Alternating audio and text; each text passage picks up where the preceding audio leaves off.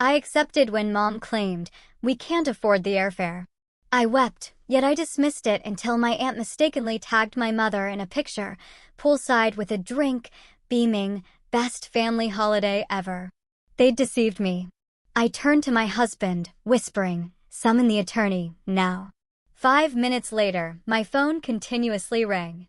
Can you imagine walking down the aisle, ready to marry the love of your life, only to discover that at that very moment, your entire family is clinking champagne glasses on a luxury cruise ship, celebrating their vacation instead of your wedding? My name is Emily, and the story of those 3 empty chairs at my wedding isn't just about a missed ceremony. It's about a betrayal so deep, it unraveled everything I thought I knew about family. The countdown started 7 days before I was supposed to marry Jordan, the man who, for 4 years, had patiently taught me that love wasn't supposed to hurt.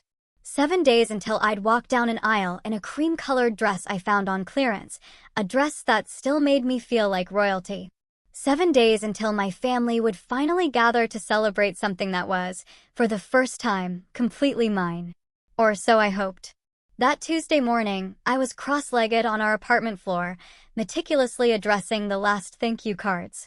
Jordan was off on his bachelor camping trip, and the apartment felt unnervingly quiet without him. I had one of those overly cheerful wedding podcasts playing in the background, the kind where a collapsed cake is treated like a national tragedy. Then my phone buzzed. "Mom." I smiled, swiping to answer.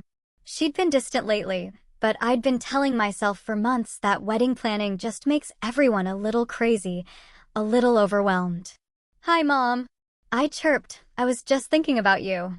Did you get the itinerary I sent? The ceremony starts at 4, but I'd love it if you could come by the bridal suite around noon for Emily."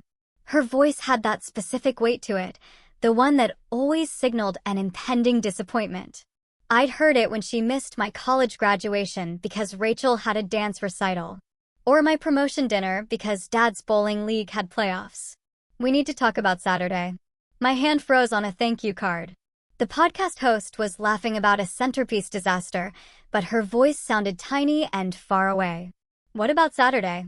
I asked, my heart beginning to thump. There was a pause. I could hear her shallow breathing. I pictured her in our childhood kitchen, probably wiping down counters that were already spotless. That's what she did when she was nervous. "We're not going to be able to make it, sweetheart." The words didn't compute. They hung in the air like a math problem I couldn't solve. "Not able to make it? To my wedding? I don't understand." "It's just the money, Emily. You know how things have been. The car needed new tires, the property taxes just came due, and with gas prices what they are, driving 3 hours each way? It's just not feasible right now." "Feasible?" She said it like we were discussing a business transaction, not the most important day of my life. "Mom, I offered to help with gas money. Jordan's parents have an extra room at their hotel. If you need somewhere to stay, we could, it's not just that." She cut me off, her voice sharper, defensive. "Your father's back has been acting up. 3 hours in the car would kill him. And Rachel has that thing with her friends that weekend." "That thing with her friends?" My voice cracked. "Mom, this is my wedding." "I know that, Emily. Don't be dramatic. We'll celebrate when you get back. Maybe a nice dinner. Somewhere special." "Somewhere special?" "Like the Olive Garden they took me to after high school graduation, where Rachel got to order dessert because she'd sat through the boring ceremony, even though it was my day." "Is Dad there? Can I talk to him?" He's in the garage. You know how he is. Men and emotions." She let out a hollow laugh. "He loves you, sweetheart. We both do. This is just bad timing." "Bad timing?" "Like I deliberately scheduled my wedding to personally inconvenience them." "What about Rachel?" "Is she?" "Oh, honey, I should go. The stove timer's going off. We'll call you after, okay? To hear all about it. Take lots of pictures." She hung up before I could respond. I sat there, holding my phone, staring at the half-written thank you card. "Thank you so much for the beautiful serving dish, Jordan. And I can't wait to." "Can't wait to what?" "Use it at family dinners where my family never shows up?" I called Dad's cell, straight to voicemail. I texted Rachel. "Mom says you guys can't make it to the wedding. Please tell me this isn't real." Her response came 3 hours later. Sorry, sis. Money's tight for everyone right now. Hope it's beautiful. Red heart. A heart emoji. She sent me a heart emoji instead of coming to my wedding.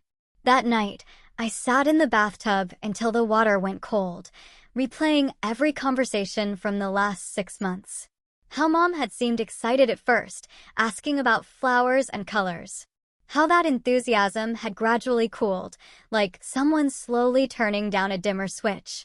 How Dad had gone from promising to dance with me to barely mentioning the wedding at all. Jordan called from the campsite, his voice crackling through poor reception. How's my almost wife doing? I wanted to lie, to protect this last bit of his bachelor celebration from my family's dysfunction. But I'd promised him years ago, no more pretending things were fine when they weren't. They're not coming, I whispered. The silence stretched so long, I thought we'd lost connection. Your parents? Any of them? Mom, Dad, Rachel. They said they can't afford it. Emily, his voice was careful, gentle. They drove to Vegas last month for that concert Rachel wanted to see. I know. They bought that new patio furniture set. I know, baby. This isn't about money. I know that, too. We stayed on the phone until his battery died, him making promises about how our wedding would be perfect anyway. How his family was my family now. How we were building something new and better. I desperately wanted to believe him. I wrapped myself in our comforter, trying to imagine my wedding without Dad's face, without Mom's happy tears, without Rachel standing beside me. The rest of the week passed in a blur of final fittings and rehearsal dinners. Jordan's family enveloped me in their warmth, his mother teaching me their traditional wedding bread recipe, his sisters arguing over who would fix my veil. But every kindness felt like a spotlight on what was missing. Should we save them seats? The venue coordinator asked during the rehearsal. For your parents? Sometimes people change their minds last minute. I caught Jordan's eye across the room. He gave me the smallest, most encouraging nod. Yes, I said. 3 seats, front row, left side. Hope is a stupid, stubborn thing. The night before the wedding, I couldn't sleep. Jordan was at his brother's place, and our apartment felt cavernous. I scrolled through old photos. Christmas 3 years ago, Mom insisting on matching sweaters. Dad with his arm around me at my college graduation, though he only made it to the party after. Rachel and I at the beach, building sandcastles. In every photo, we looked like a family. A real family. The kind that showed up for each other. I found a video from Rachel's high school graduation. Mom filmed it, sniffling with pride.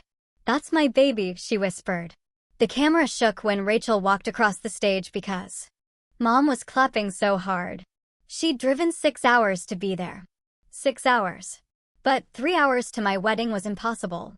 I called Mom one last time at midnight. Maybe it was the darkness, or the lateness of the hour, that made me brave. Emily, is everything okay? She asked, her voice laced with annoyance. No, I said, my voice rising. Nothing's okay. I'm getting married tomorrow and my family won't be there. We've been over this. Mom, please. Please. I will never ask you for anything else. I'll pay for everything. Gas, hotel, food. I'll never bring it up again. Just please, please be there. The silence stretched. I could hear Dad snoring in the background, the tick-tock of their grandfather clock, the one that would go to Rachel someday, just like everything else that mattered. We can't, Emily. I'm sorry. Try to understand. I'm trying, I whispered, tears streaming down my face. I've been trying my whole life. She hung up first. The morning of my wedding dawned bright and clear. One of those perfect October days where the air smells like apple cider and promises. Lily, my maid of honor, showed up at 7 with coffee and bagels. Jordan's sisters followed with champagne and orange juice. Today's about joy, Lily said firmly, catching my eyes in the mirror as she pinned my hair. Nothing else. Just joy. I nodded, blinking back tears before they could ruin my makeup. We laughed and danced and toasted with mimosas. I slipped into my dress and Jordan's mother fastened my grandmother's pearls around my neck, the one heirloom passed directly to me, because she'd known somehow that I'd need something that was just mine. At 3:04, we lined up outside the chapel doors. Jordan's Uncle Tom offered me his arm. He was a good man, sturdy and kind, with laugh lines that suggested a life well lived. But he wasn't my dad. "You're radiant," Tom said. "Jordan's a lucky man." "Thank you," I managed. The music swelled. The doors opened. 200 faces turned to look at me, and my eyes went immediately to the front left row. 3 empty chairs. Ribbons tied to their backs. Place cards with names that felt like wounds: Mom, Dad, Rachel. But then I saw Jordan, and the world narrowed to just him. He was crying already, not even trying to hide it, his hand over his heart like he was physically trying to hold it in his chest. His brother whispered something, probably teasing him, but Jordan never looked away from me. Each step down that aisle was a choice. A choice to move forward instead of looking back. A choice to run towards something instead of away from everything. Tom squeezed my arm as we reached the altar, kissing my cheek before placing my hand in Jordan's. "You came," Jordan whispered, his voice thick with emotion. "Just for me. Where else would I be?" The ceremony was everything we planned, and nothing like I'd imagined. Jordan's vows made everyone cry. Mine made everyone laugh, then cry again. When the officiant said, "You may kiss the bride," Jordan dipped me like we were in an old movie, and everyone cheered so loud it echoed off the chapel rafters. We were married. Despite everything, we were married. The reception was in full swing, toasts and dancing, Jordan's dad teaching everyone some Estonian folk dance. Lily pulled me aside during the cake cutting. She said, her voice strange tight. "Don't look now, but what?" I asked, my hands still sticky with frosting. She handed me Jordan's phone. "Your mom's been tagged in something. I thought you should see it before anyone else mentions it." My hands trembled as I saw it. The photo was posted 2 hours ago while I was saying I do. And there they were. All of them. Mom, Dad, Rachel, my aunts and uncles, my cousins, everyone who'd said they couldn't afford to come to my wedding. They were on the deck of a cruise ship, tropical drinks in hand, wearing matching Franklin Family Reunion 2024 t-shirts. The caption, posted by Maya Janet, "Best family vacation ever. So blessed to have everyone together. Hashtag ship sunwater wave." Everyone. Everyone except me. The phone slipped from my hand. Lily caught it, her face pale. "Emily, I'm so sorry. I shouldn't have shown you." "No," my voice sounded strange, detached. "No, I needed to see." Jordan appeared at my elbow, his face flushed from dancing with his grandmother. "Hey, beautiful." "They're about to." He stopped, seeing our faces. "What's wrong?"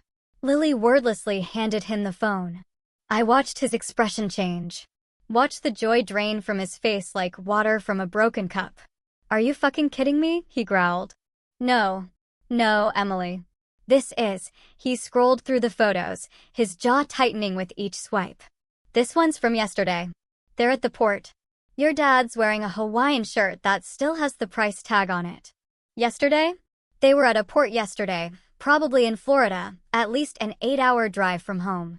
They'd had to book this weeks ago, months ago, when I was sending them save the dates, when I was begging them to be here.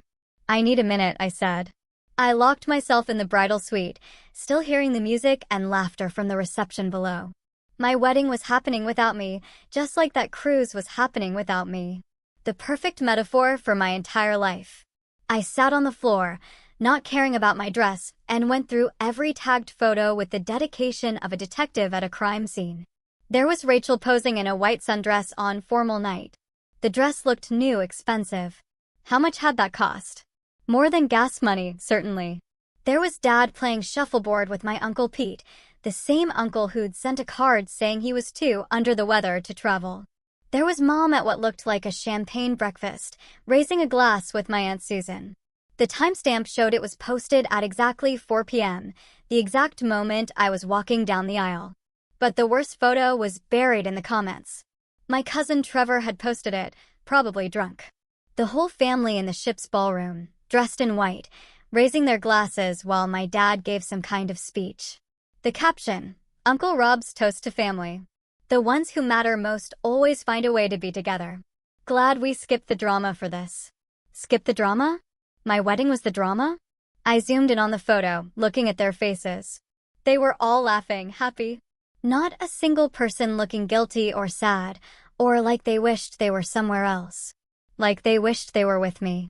A knock at the door. Jordan's voice. "Can I come in?" I unlocked it, and he slipped inside, bringing me a glass of water and a piece of our wedding cake. "Thought you should eat something." "I can't." He sat beside me on the floor, pulling me against him. "I want to drive to that port and throw every single one of them overboard. It's international waters. You'd probably get away with it. Don't tempt me." He kissed my temple. "What do you need?" "I need to understand why I wasn't enough. Why I'm never enough." "Hey." He turned my face to his. "You're more than enough. You're everything." "They're the ones who aren't enough. They're the ones who are broken." "Then why does it hurt like I'm the broken one?" He didn't have an answer for that.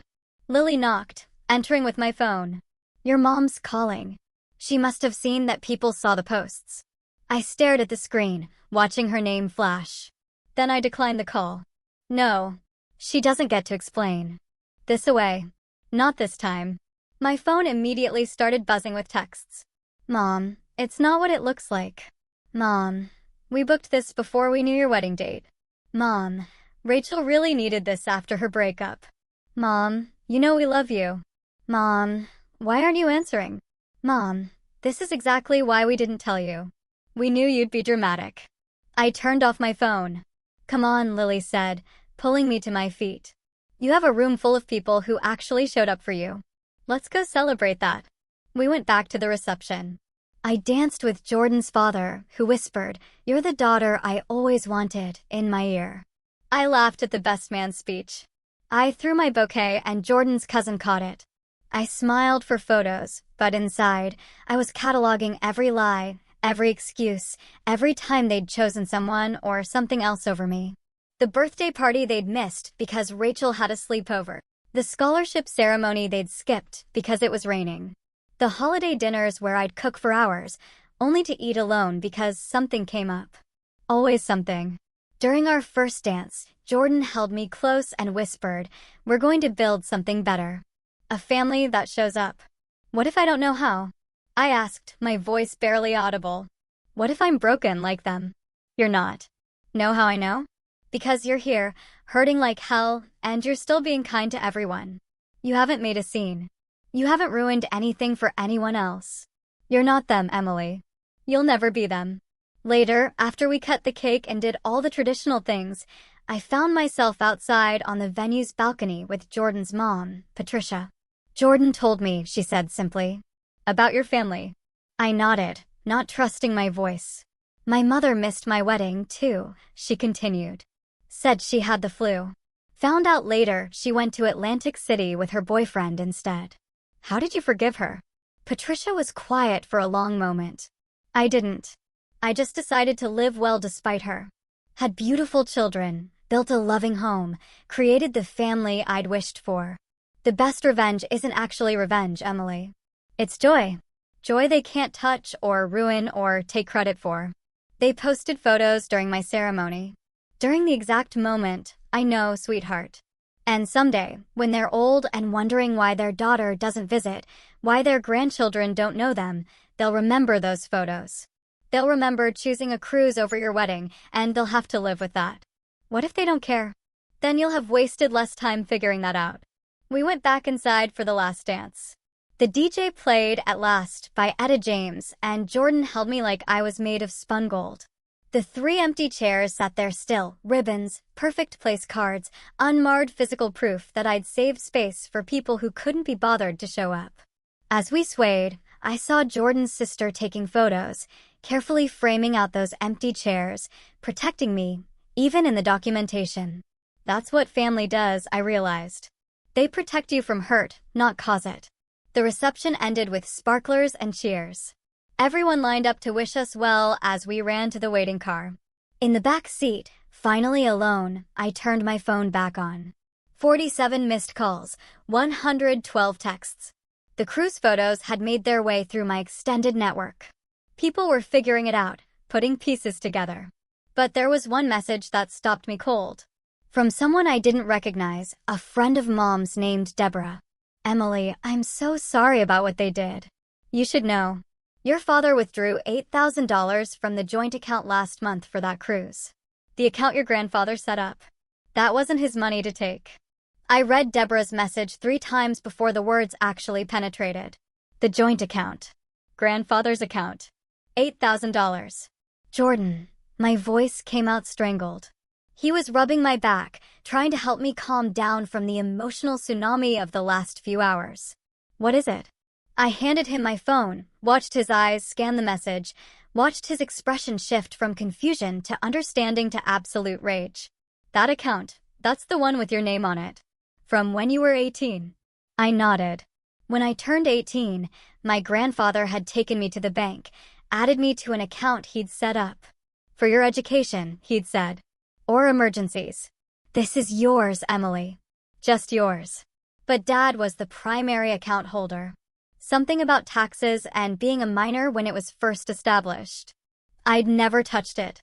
Had honestly forgotten it existed after Grandpa died 2 years ago. I'd assumed it was empty or closed. We need to call someone, Jordan said, already pulling out his phone. This is theft. It's Saturday night, our wedding night. I don't care if it's Christmas morning. My friend Megan from law school, she handles this kind of thing. Jordan, we can't call a lawyer on our wedding night. Watch me. 20 minutes later, we were in our hotel suite. Not exactly the wedding night I'd imagined. Jordan was on speaker with Megan while I pulled up bank websites on his laptop. First things first, Megan said, her voice all business despite the hour. Emily, can you access the account online? I don't know. I never have before. Try. Use your social and see if you can reset the password. My hands shook as I typed. The account existed. My name was on it, secondary holder, but still there. I reset the password, logged in, and immediately wished I hadn't. The transaction history was like reading a map of my family's betrayal. Starting balance, 3 years ago, $47,000. Grandpa had been saving for me my entire life. Current balance, $2,341. Oh my God, I breathed. Withdrawals scrolled down the page like a grocery list of deception. $8,000 last month for vacation expenses. $5,000 6 months ago, the same week Rachel got her car. $3,500 last year when Mom redecorated the living room. Transaction after transaction, all authorized by Dad, systematically draining away what Grandpa had left for me. Emily. Megan's voice cut through my spiral. This is fraud. Your name is on the account. You never authorized these withdrawals. We can file charges against your father. Against someone who stole from you, Jordan added, pacing now, his suit jacket discarded, bow tie hanging loose. The relationship doesn't change the crime. There's more, Megan. If this was meant for Emily, if her grandfather specifically set it aside for her, wouldn't there be documentation? Possibly. Emily, do you have any of your grandfather's papers? A will? Anything? I thought of the box under our bed, the one Grandma had given me after Grandpa's funeral. For when you need him, she'd said. I'd never opened it. We do. But not here. It's at home. First thing Monday morning, I need you to file a police report. Then we freeze the account, document everything, and send a formal notice of dispute to your father. Emily, I know this is your family, but they're not, I said quietly, the words forming a hard, cold knot in my stomach. Family doesn't do this. After we hung up, Jordan and I sat in silence on the hotel bed, still in our wedding clothes, staring at the laptop screen. The most recent transaction was yesterday morning, $67 for a ship Wi-Fi package. They'd used my inheritance to pay for internet so they could post photos during my wedding. I want to do it, I said. File the report, send the notice, all of it. Are you sure? Jordan asked, his voice low. There's no going back from this. There's no going back anyway. I gestured at my phone, which hadn't stopped buzzing. The cruise photos had gone viral in our small town. People were commenting, sharing, expressing shock. My high school English teacher wrote, I can't believe they missed your wedding for this. Jordan's aunt posted, some people don't deserve the families they have. But the family was fighting back. Rachel posted, people don't know the whole story. Emily has always been dramatic. We needed this vacation for our mental health. Mental health. My sister was using therapy speak to justify abandoning me. Mom tried damage control. We planned this cruise a year ago. Emily scheduled her wedding knowing we had plans. That was a lie so bold it took my breath away. I'd sent save the dates 8 months ago. She'd helped me pick the date. I'm done, I said to Jordan. I'm done pretending they love me. Done making excuses. Done being the understanding one. Good, he said fiercely. It's about time. I picked up my phone and typed out a Facebook post. Jordan read over my shoulder. Thank you to everyone who celebrated with us today. To those who couldn't make it, we missed you. To those who chose not to come, your absence was a gift. It showed me who my real family is. P.S. If you're wondering about the empty chairs and the photos, check the cruise tags from today. Sometimes people show you exactly who they are.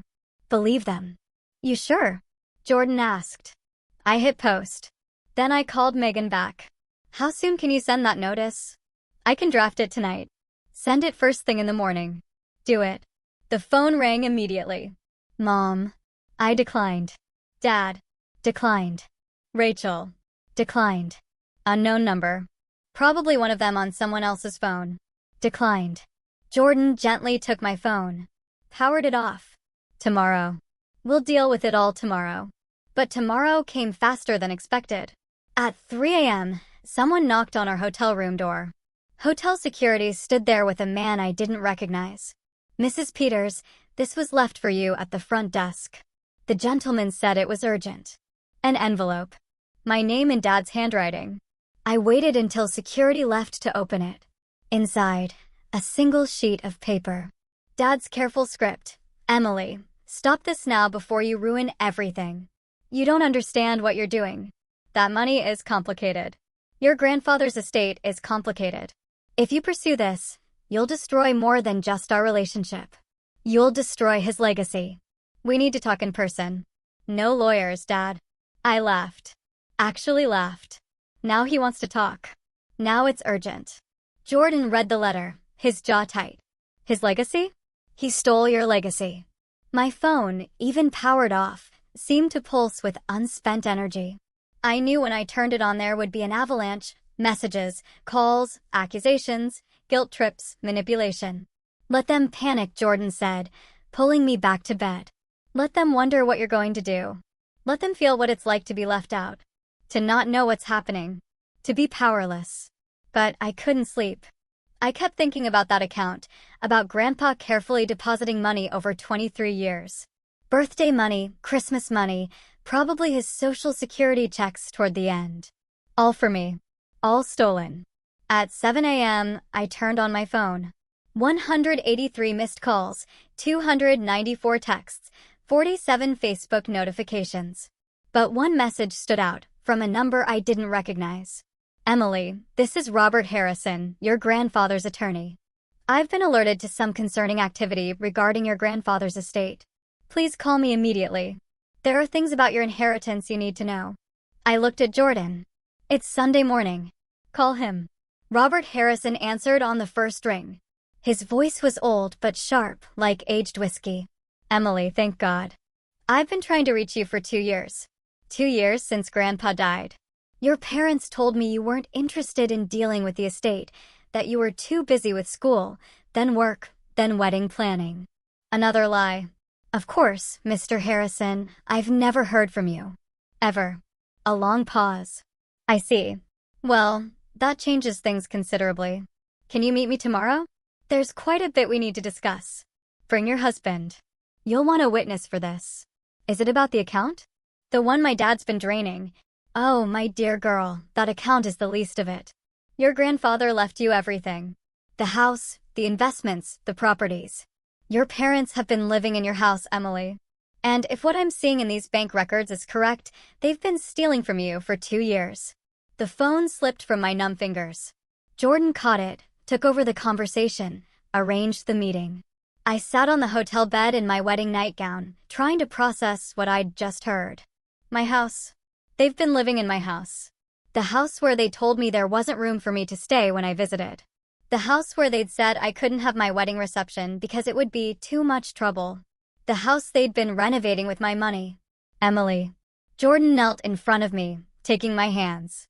We're going to fix this. All of it. They knew, I whispered. This whole time. They knew. Every time they said they couldn't afford something, couldn't help me, couldn't be there, they were spending my money. Living in my house. My phone buzzed. A text from Rachel, "You're destroying this family." I texted back, "No. I'm just done being the one who gets destroyed." Then I did something I should have done years ago. I blocked them all. Mom, Dad, Rachel, every aunt and uncle who'd chosen a cruise over my wedding. Every cousin who'd laughed about skipping the drama. "What now?" Jordan asked. "Now." I stood up, suddenly feeling stronger than I had in years. "Now we go home. We get Grandpa's box. We meet with the lawyer. And we take back everything they stole. Not just the money. My dignity. My self-worth. My belief that I mattered. All of it. And then we build that better family you talked about. The kind that shows up." He kissed me. And for a moment, in that hotel room, with the morning sun streaming through the curtains, I felt something I hadn't felt in years. Not happy exactly. Not yet. But free.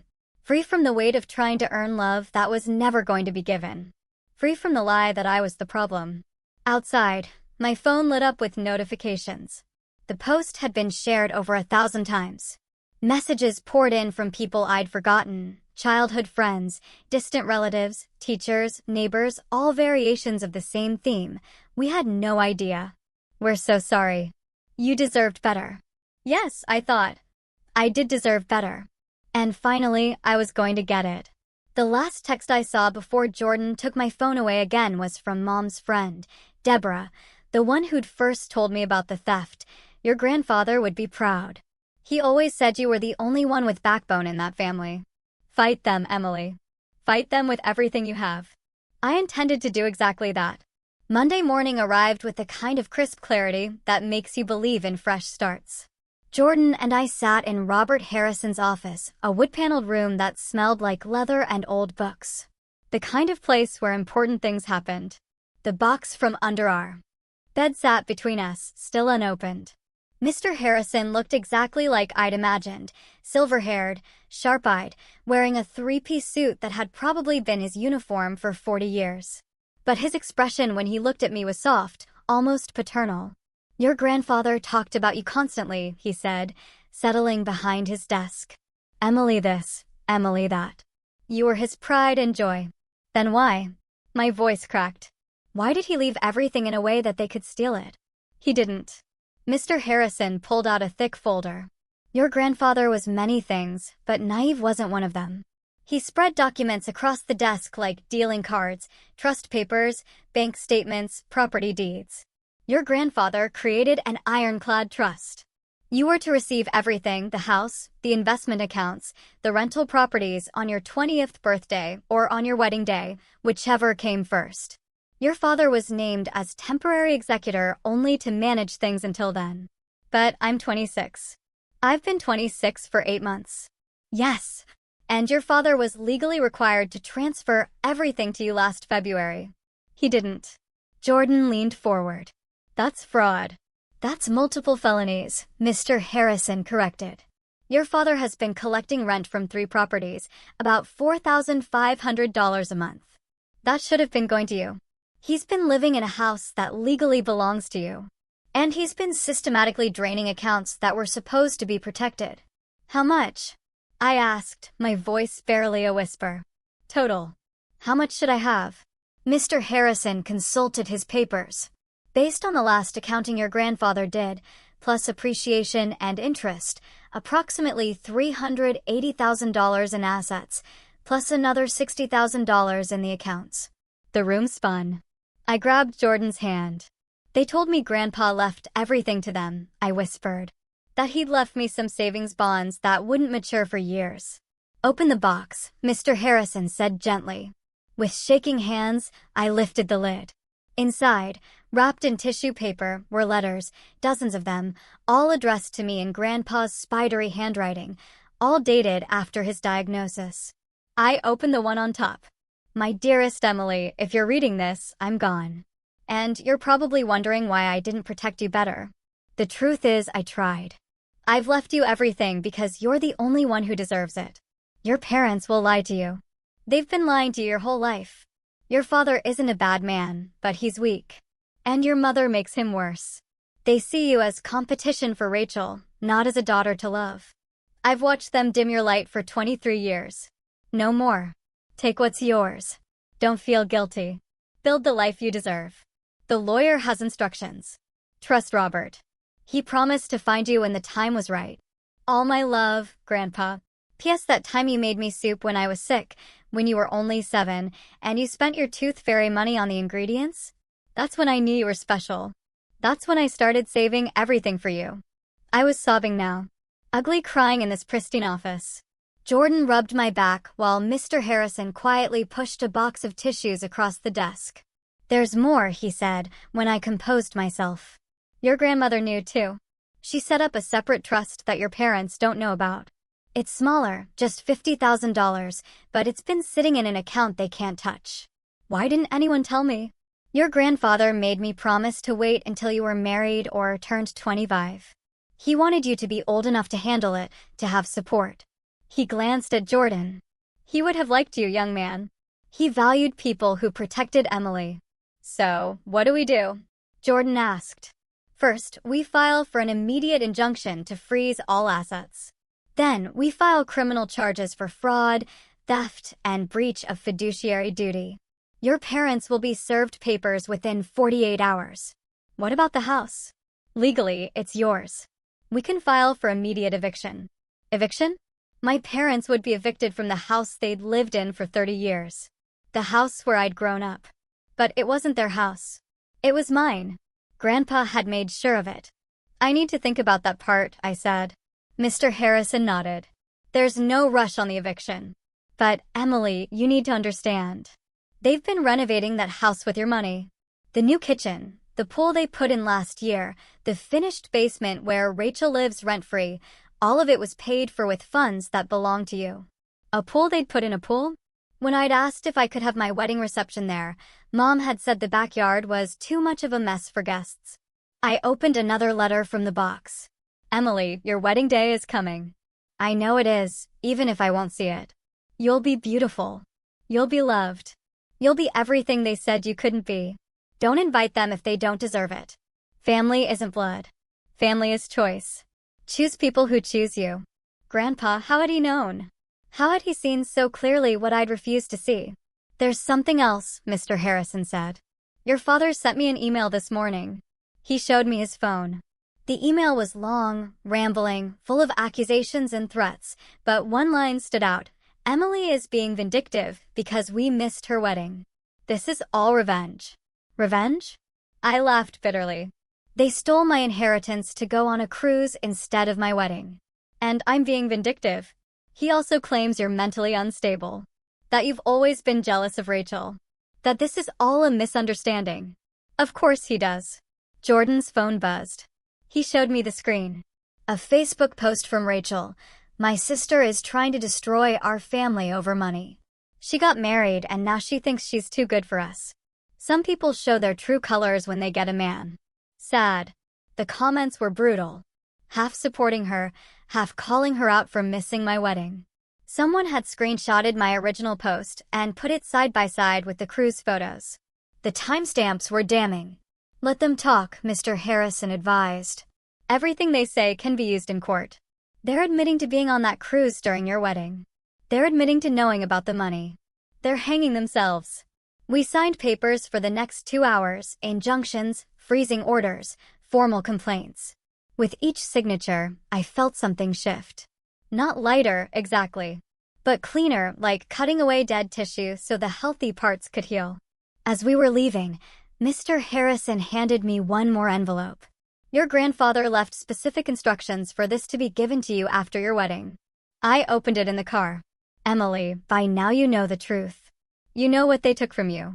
But here's what they could never take. Your kindness, your strength, your ability to love despite being unloved. I'm leaving you more than money. I'm leaving you freedom. Freedom to never again beg for scraps of affection. Freedom to build your own family. Freedom to be exactly who you are. Your parents will say terrible things about you. Let them. Your truth is stronger than their lies. Be happy, my dear one. Be so happy it burns them. Grandpa. The papers were served on a Wednesday. I knew because Mom called Jordan's mother 47 times in 3 hours, begging her to make me see reason. Patricia, wise woman that she is, said, "That's terrible, Helen. Which oncologist are you seeing? I'll send flowers to your next appointment." Mom hung up and never called again. By Thursday, the entire town knew. Not because I said anything, but because Dad went to their church prayer group and asked everyone to pray for their troubled daughter who'd chosen money over family. Someone recorded it. Someone else posted it. Within hours, #ChosenMoneyOverFamily was trending locally, but not the way Dad intended. People started sharing their own stories. The time my parents had borrowed money from the church fund and never paid it back. The fundraiser they'd organized for Rachel's emergency surgery that turned out to be a nose job. The lies, the manipulation, the pattern of taking advantage of everyone's good nature. But the real turning point came from an unexpected source, Rachel's ex-boyfriend Marcus. He posted a video that went genuinely viral. "I dated Rachel for 3 years," he said, looking directly at the camera. "I watched how that family treated Emily. They made her cook Thanksgiving dinner and then told her she couldn't eat with them because the table was full. They took her car without asking and returned it empty. They cashed her birthday checks from relatives and told her the relatives forgot. I watched them destroy that girl's self-worth for sport, and now they're crying because she's fighting back. Good for her." The video had 3 million views in 2 days. My phone became unusable. Interview requests from podcasters, messages from distant relatives I'd never met, friend requests from strangers who'd been through similar situations. I turned it all off. Let Jordan handle what needed handling. But I did read one message from my cousin Mia, Rachel's favorite cousin, the one who'd been flower girl at my wedding, but wasn't invited to attend. "Aunt Emily, I saw everything. The way they laugh about you when you're not there. The way they use your recipes and claim they made them. The way they spent your college fund on Rachel's pageant stuff. I'm 17 now and I see it all.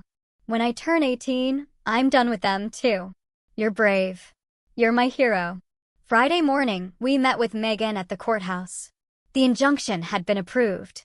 All accounts were frozen. The properties were under legal review. My parents had 72 hours to provide a full accounting of every penny they'd spent. "They've hired a lawyer," Megan told us. "Harold Whitman. The guy who lost the Patterson case?" Jordan scoffed. "The one who got disbarred for 5 years and just got his license back? That's the one. Apparently, he's the only one who would take the case." That should have been my first clue that things were about to get uglier. Saturday afternoon, while Jordan and I were at the grocery store, my phone exploded with notifications. Rachel had done a TikTok live, crying prettily into the camera, claiming I'd been abusive to her throughout our childhood. She said I'd locked her in closets, stolen her things, threatened her. It was all lies, but she was a good actress. She'd learned from Mom how to play the victim. But she made one crucial mistake. She said, "Emily was always jealous that Grandpa loved me more. That's why she's doing this." Within an hour, someone had posted Grandpa's will, the actual document, which was public record. It mentioned Rachel exactly once, leaving her his old golf clubs. Everything else, every single thing, was left to me. The comments turned savage. "Girl, he left you golf clubs. Bye." Imagine lying about a dead man's love for clout. Rachel deleted the video, but the internet is forever. Sunday was quiet. Too quiet. I should have known they were planning something. Monday morning, I woke up to find our apartment building surrounded by news vans.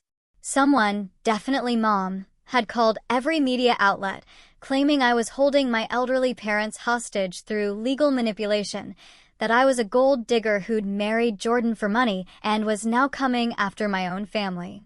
But they'd miscalculated. The reporters had done their homework. "Emily," one called out, "is it true your parents spent your inheritance on a cruise during your wedding? Can you comment on the fraud charges? How does it feel to have your story inspire others to stand up against financial abuse?" Jordan and I pushed through them without commenting, but I heard one reporter doing a stand-up. The woman being painted as a villain by her family appears to be the victim of systematic financial and emotional abuse spanning years. That afternoon, Mr. Harrison called. "Your parents' lawyer has reached out. They want to settle." Of course they do. They're offering to return the house in exchange for dropping all charges. Just the house? What about the hundreds of thousands they stole? They claim that money was family money used for family expenses. My money used for their expenses. Exactly. I told them no. But Emily, you should know, they're getting desperate. Desperate people do desperate things. He was right. That night, we were at Jordan's parents' house for dinner when my phone rang. A no number, local area code. "Hello, Emily. This is Officer Davidson with the police department. We've just arrested your father." My blood went cold. "For the fraud." "No, ma'am. He was attempting to break into your apartment. Your neighbor called it in." We rushed home to find 2 police cars outside. Dad was in the back of one, Mom screaming at the officers from the sidewalk. Rachel was filming everything, of course. The officers showed us the doorbell camera footage from our neighbor. Dad, clearly drunk, trying to pick our lock with a credit card like some kind of amateur burglar. When that didn't work, he'd started kicking the door, screaming about taking back his property. "Do you want to press charges?" Officer Davidson asked. I looked at Dad through the police car window. He wasn't looking at me. He was texting on his phone, probably trying to spin this too. "Yes," I said. "I do." Mom rushed at me then, and for a second I thought she might hit me. Jordan stepped between us. "How could you?" she shrieked. "Your own father. We raised you." "No," I said, finding my voice, strong and clear despite the tremor in my hands. "You raised Rachel. You tolerated me. And you stole from me. Every chance you got. We gave you life. And then you spent 26 years trying to make me wish you hadn't." That shut her up. Maybe it was too harsh. Maybe it was exactly harsh enough. As the police cars pulled away, Rachel approached. "You've ruined everything," she whined. "I'm supposed to get married next year. How am I supposed to have a wedding now with your own money?" "I hate you," she mumbled. "I know," I said sadly. "You always have. The difference is, now I don't care." The criminal trial was set for 3 months out, but the civil case moved faster. Within 6 weeks, the judge had ruled in my favor on all counts. The house was mine. The remaining money was mine. The rental properties were mine. Dad's breaking and entering charge added weight to everything. He'd violated the restraining order I'd filed, been caught on camera trying to break into my home, and had sent me 43 threatening texts from the back of the police car. His lawyer dropped him the next day. Mom tried one last manipulation. She called Jordan's mother crying, saying she had cancer and needed her family around her. Patricia, wise woman that she is, said, "That's terrible, Helen. Which oncologist are you seeing? I'll send flowers to your next appointment." Mom hung up and never called again. The house felt strange when I finally walked through it. They'd left in a hurry, forced out by the sheriff, taking only what they could prove was theirs, which wasn't much, as it turned out. Even the furniture had been bought with my money. I found my childhood room exactly as I'd left it when I moved out at 18. Not preserved out of love, but forgotten like I'd been. Rachel's room, meanwhile, had been renovated 3 times. In the basement, I found boxes of my things I thought had been lost, report cards, art projects, the diary I'd kept in middle school. But also, strangely, photos of me that had been cut out of family pictures. Dozens of them, like they'd been systematically erasing me from the family history. "Creepy," Jordan said, looking at a Christmas photo where I'd been carefully scissored out, leaving a hole between Rachel and Dad. "No," I said, understanding finally hitting me. "It's sad. They had to work so hard to hate me. It took actual effort. We decided to sell the house. I couldn't live there. Couldn't raise children in rooms where I'd been made to feel worthless. But first, I had one last thing to do. I invited everyone. Not my parents or Rachel. They were legally barred from the property. But everyone else, every aunt, uncle, cousin, family friend who'd chosen that cruise over my wedding. I told them I had an announcement about the house. They came, of course, hoping I'd forgive them or give them something, or just curious about the drama. The backyard was full, the same backyard where Mom said I couldn't have my reception. I stood on the deck, looking at all these faces that had smiled at me while enabling my abuse. And I felt nothing. They weren't my family.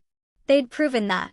I asked you all here, I began, my voice steady, to tell you the truth. Grandpa left me everything because he saw what you all saw and ignored. He saw how I was treated. He saw the favoritism, the emotional abuse, the neglect, and he tried to fix it the only way he could, by making sure I'd have resources to escape. Aunt Janet tried to interrupt. Emily, we didn't know you were on the cruise, I said flatly. You posted pictures during my wedding ceremony. You knew. Silence. I'm selling this house. The money will go into a trust for my future children. They'll never know any of you. They'll never feel less than because of you. They'll never wonder why Grandma loves their cousin more. They'll never be told they're too sensitive when they point out unfairness. You can't cut us all off, Uncle Pete said, aghast. We're family. No, I said. You're relatives. Family shows up. Family doesn't steal. Family doesn't lie. Family doesn't choose a cruise over a wedding. I pulled out a stack of papers. These are cease and desist orders. If any of you contact me, Jordan, or our future children, we will pursue harassment charges. This is goodbye. Some cried.